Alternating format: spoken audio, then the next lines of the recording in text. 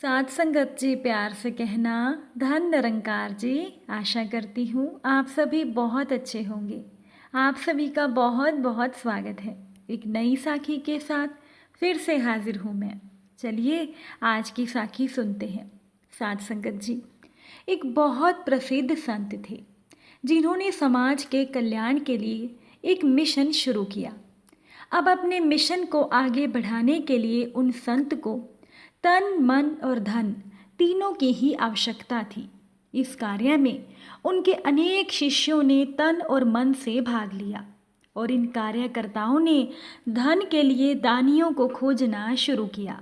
साथ संगत जी, एक दिन उन संत का एक शिष्य कलकत्ता पहुंचा, जहां उसने एक दानवीर सेठ का नाम सुना। ये जानकर उस शिष्य ने सोचा कि इन सेठ जी को तो गुरु जी से मिलवाना उचित होगा। हो सकता है ये हमारे समाज कल्याण के काम में बहुत सारा दान दे दें। साथ संगत जी, इसी कारण संत जी का वो शिष्य सेठ जी को अपने गुरु से मिलवाने के लिए ले गए। अब गुरु जी से मिलकर सेठ जी ने कहा कि हे महंत जी, आपके इस समाज कल्याण में मैं अपना योगदान देना चाहता हूँ, पर मेरी एक मंशा है जो आपको स्वीकार करनी होगी। साथ संगत जी, उन सेठ जी ने संत से कहा कि आपके इस समाज कल्याण के काम के लिए मैं एक भवन का निर्माण करवाना चाहता हूँ और उस भवन के प्रत्येक कमरे के आगे मैं अपने परिजनों का नाम लिखवाना चाहता हूँ। इसी के लिए मैं दान की राशि और अपने सारे परिजनों के नाम की सूची साथ में लाया हूँ।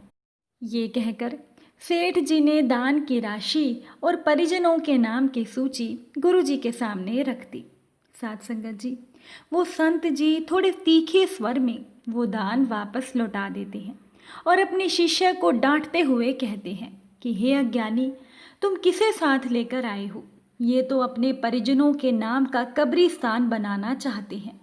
इन्हें तो दान और मेरे मिशन दोनों का ही महत्व समझ में नहीं आया।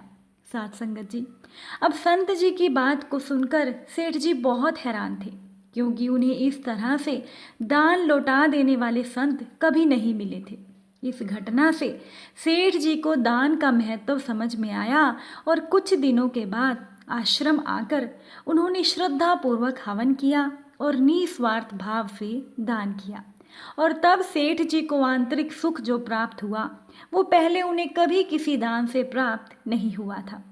साथ संगत जी, दान का स्वरूप दिखावा नहीं होता। जब तक निस्वार्थ भाव से दान नहीं किया जाता, तब तक वो स्वीकार्य भी नहीं होता और दान देने वाले को भी आत्म शांति अनुभव नहीं होती। इसीलिए किसी की मदद करके भूल जाना ही दानी की पहचान है, और जो इस काम को उपकार मानता है, असल में वो इंसान तो दानी होता ही नहीं और ना ही उसे दान का अर्थ पता होता है। साथ संगत जी, कुरुक्षेत्र के युद्ध के बाद पांचों पांडव भाइयों ने एक महान दान यज्ञ का आयोजन किया और गरीबों को बहुत बड़े उपहार दिए गए। सभी लोगों ने पांडवों की महानता पर अपनी हैरानी और अपनी खुशी व्यक्त की और सभी ने कहा कि इस तरह का दान दुनिया में पहले कभी नहीं देखा। लेकिन उस समारोह के बाद वहां पर एक नेवला आया, जिसका आधा शरीर सुनहरा था और आधा भूरे रंग का, और वो समारोह हॉल के फर्श पर लौटने लगा और अपने आसपास के लोगों से कहने लगा कि आप सभी झूठे हैं, ये कोई महान दान नहीं है। जो भी पांडवों ने गरीबों को उपहार दिया, ये किसी भी महान दान की सूची में नहीं आता। अब सभी ने हैरानी से कहा कि क्यों? वहां उपस्थित लोगों में से एक ने नेवले से कहा कि तुम कहते हो ये कोई बड़ा दान नहीं है, क्या तुम नहीं जानते कि यहाँ पर आने वाले गरीबों को कैसे पूरी तरह संतुष्ट किया गया है? हर एक गरीब की झोली बेशकीमती उपहारों से भरी गई है। ऐसा महान दान ना तो पहले हुआ है और ना ही कभी होगा। लेकिन वो नेवला उनकी बातों से संतुष्ट नहीं हुआ। नेवले ने कहा कि एक बार एक छोटा सा गांव था, उसमें एक गरीब ब्राह्मण अपनी पत्नी, बेटे और बहू के साथ रहता था। वो बहुत गरीब थे और जीवन यापन के लिए वो उपदेश के बदले में मिलने वाले दान पर निर्भर रहते थे। लेकिन एक बार उस गांव में 3 साल का अकाल पड़ा। गरीब ब्राह्मण के परिवार का गुजारा करना बहुत मुश्किल हो गया। आखिर में गरीब ब्राह्मण बड़ी मुश्किल से भूख से बिलखते हुए अपने परिवार के लिए कहीं से जौ का आटा लेकर आया। बिना किसी देरी के परिवार ने उस जौ के आटे से रोटियां तैयार की। अब आटा कम होने की वजह से केवल 4 रोटियां ही बन पाई और सभी के हिस्से में एक एक रोटी आई। नेवले ने आगे बताना जारी रखा कि मैं चुपचाप एक कोने में बैठा हुआ ये सब देख रहा था कि काश मुझे भी कुछ खाने को मिल जाए, पर होनी में तो कुछ और ही लिखा था। वो चारों जैसे ही रोटी खाने को तत्पर हुए, तभी किसी ने उनके दरवाजे पर दस्तक दी। उस गरीब ब्राह्मण ने दरवाज़ा खोला तो दरवाजे पर एक अतिथि खड़ा था। अतिथि ने ब्राह्मण से कहा कि मैं कई दिन से भूखा हूँ, मुझ पर कृपा कीजिए, मेरे प्राण भूख से बचा लीजिए। अब अतिथि को भगवान का दर्जा देने वाला ब्राह्मण फौरन बोला कि आपका स्वागत है, कृपया अपना स्थान ग्रहण कीजिए, मैं अभी आपको भोजन कराता हूँ। ऐसे कहकर उस निर्धन ब्राह्मण ने अपने हिस्से की रोटी अतिथि के सामने रख दी। अब वो अतिथि तो मानो बरसों से भूखा था। पलक झपकते ही उसने रोटी खत्म कर दी और बोला कि आपने तो मुझे मार ही दिया, मैं तो 10 दिन से भूखा हूँ और एक रोटी से मेरा कुछ भी होने वाला नहीं है। इसे खाकर तो मेरी भूख और भी बढ़ गई, जल्दी से और रोटियाँ लेकर आइए। अब वो ब्राह्मण असमंजस में पड़ गया। वो अपने भूख से तड़पते हुए परिवार को अपने हिस्से की रोटी देने के लिए नहीं कह सकता था। तभी ब्राह्मण की पत्नी ने अपने पति से कहा कि इस अतिथि को मेरा हिस्सा भी दे दीजिए। ब्राह्मण ने इनकार तो किया, लेकिन उसकी पत्नी ने जोर देकर कहा कि ये मेरा एक पत्नी के रूप में कर्तव्य है। फिर उसने अतिथि को ब्राह्मण ने अपनी पत्नी का हिस्सा भी दे दिया। अब उसकी पत्नी के हिस्से की रोटी खाने के बाद वो अतिथि और रोटियां मांगने लगा। इस बार ब्राह्मण का बेटा आगे बढ़ा और ये बोलते हुए अपनी रोटी उस अतिथि को परोस दी कि एक बेटे का फर्ज है कि वो अपने पिता की सम्मान इज्जत रखने में कोई कसर ना छोड़े। अब अतिथि ने बेटे के हिस्से की रोटी भी खा ली, लेकिन वो फिर भी असंतुष्ट था। तभी बेटे की पत्नी ने भी उसे अपना हिस्सा दे दिया।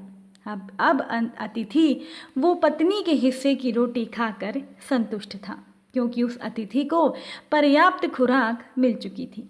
वो उस परिवार को आशीर्वाद देकर वहाँ से चला गया। लेकिन साथ संगत जी, उस अतिथि के जाने के कुछ ही देर बाद उन चारों लोगों की भूखमरी से मृत्यु हो गई। फिर नेवला आगे बोला कि उन चारों को मरा हुआ देखकर मैं वहाँ से घबरा कर भागा। तभी मेरे शरीर का कुछ भाग जमीन पर गिरे हुए उस जौ के आटे के कणों से छू गया। जैसा कि आप देख सकते हैं, तभी से मेरा आधा शरीर सुनहरा हो गया। तभी से मैं पूरे देश का भ्रमण कर रहा हूँ कि कहीं तो मुझे उस तरह का एक और महान दान देखने को मिल जाए और वहाँ के पवित्र भूमि पर लौटकर मैं अपना बाकी का शरीर भी सोने में बदल सकूं।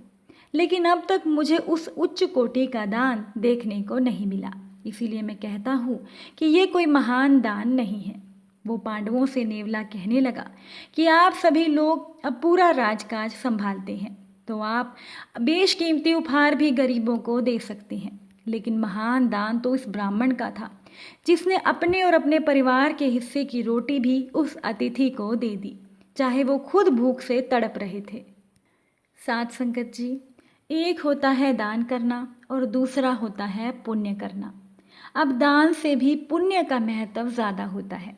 पुण्य कर्म निस्वार्थ भाव से सेवा करने को कहा जाता है। अब पुण्य कर्म दिखावा नहीं होता, क्योंकि वो दिल से होता है, और दान दिखावा भी होता है और दिल से भी होता है। पुण्य कर्म अर्थात आवश्यकता के समय किसी की मदद करना, किसी के काम आना। अब पुण्य कर्म करने वाली आत्मा को अनेक आत्माओं के दिल की दुआएं प्राप्त होती हैं, क्योंकि जिनकी मदद की जाती है वो केवल मुख से शुक्रिया नहीं कहते, लेकिन उनकी दिल की दुआएं निकलती हैं, जो दान पुण्य करने वाले के हिस्से में जमा हो जाती हैं। साथ संगत जी, इसीलिए कुछ दान करना है, कोई पुण्य करना है, तो वो बिना किसी दिखावे के करना है, क्योंकि वो तभी हमारे कर्मों में लिखा जाएगा। उम्मीद करती हूँ ये आज की साखी आपको पसंद आएगी। अगर पसंद आती है तो वीडियो को लाइक और शेयर करना मत भूलिएगा। फिर मुलाकात होगी नई साखी और नए विचारों के साथ। तब तक के लिए धन निरंकार जी।